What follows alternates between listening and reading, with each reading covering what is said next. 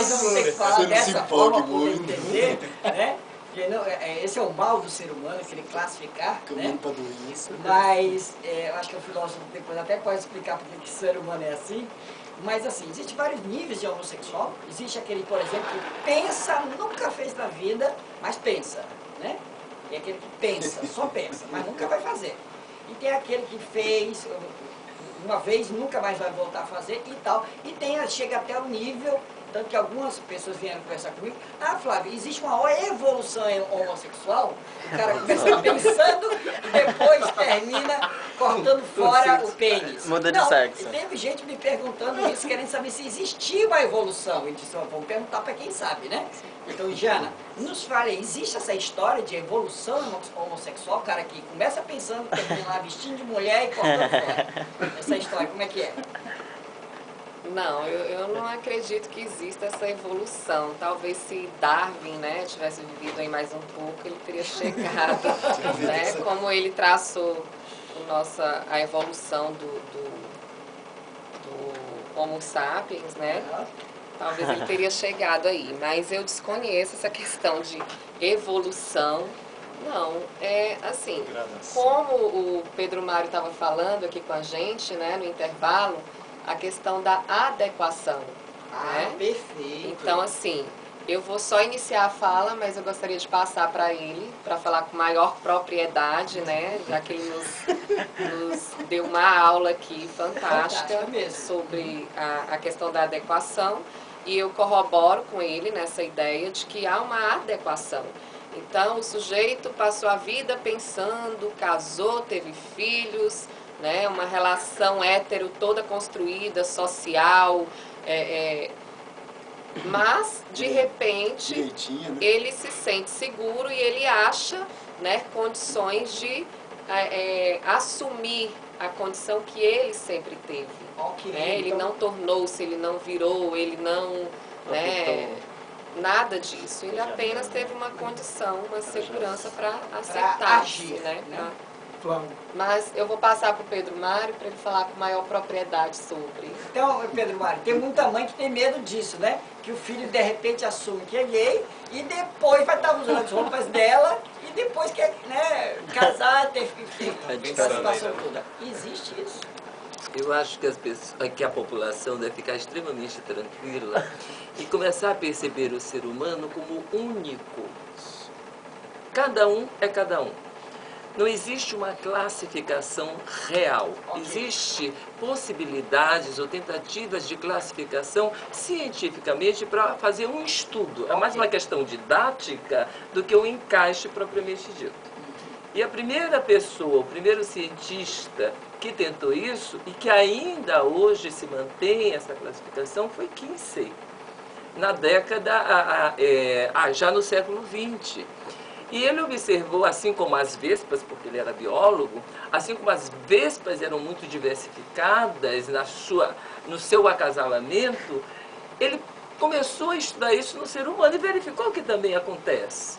Tá? Então não existe uma pessoa que é homossexual, só transa homem com homem, mulher com mulher. Não, existe uma variedade muito grande que vai desde um homossexual, pura e simplesmente aquele que tem como seu objeto sexual, objeto de desejo sexual, uma pessoa do mesmo sexo que a dele, até aquele que tem como objeto de desejo uma pessoa diferente, que seria o que nós chamamos de heterossexual. Mas entre o homossexual e o heterossexual existem variações.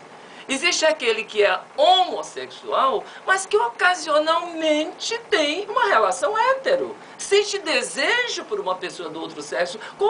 Onde é que está o erro disso? Onde é que está a normalidade disso? Existe uma pessoa que é homossexual, ou seja, o seu desejo prioritário são pessoas do mesmo sexo, mas que frequentemente tem manifestações de desejo por pessoa do outro sexo. Aonde é que está o problema? Assim como tem mulheres héteras que gostam de ver... Mas isso é válido para todos os gêneros. Né? Existe aquele que igualmente tem desejos, intensificação de desejo para pessoas do mesmo sexo, pessoas do sexo diferente, que são chamados bissexuais. E assim como vai evoluindo. Pessoas que são heterossexuais, mas que ocasionalmente, por alguma circunstância da vida, manifestam o desejo por pessoa do mesmo sexo. Qual é o problema? O grande problema está em nós, seres ditos organizados, sociedade organizada, que temos uma necessidade infeliz de classificar. E pior, de taxar como normal, que é a normatização. Né? Porque normal não é uma normatização. Né? Até porque nós já vimos que não é doença. Se não é doença, nós não podemos falar de normal a normal. Então, há uma tentativa de normatizar coisas. E essa é uma necessidade muito grande, até por uma questão de adequação.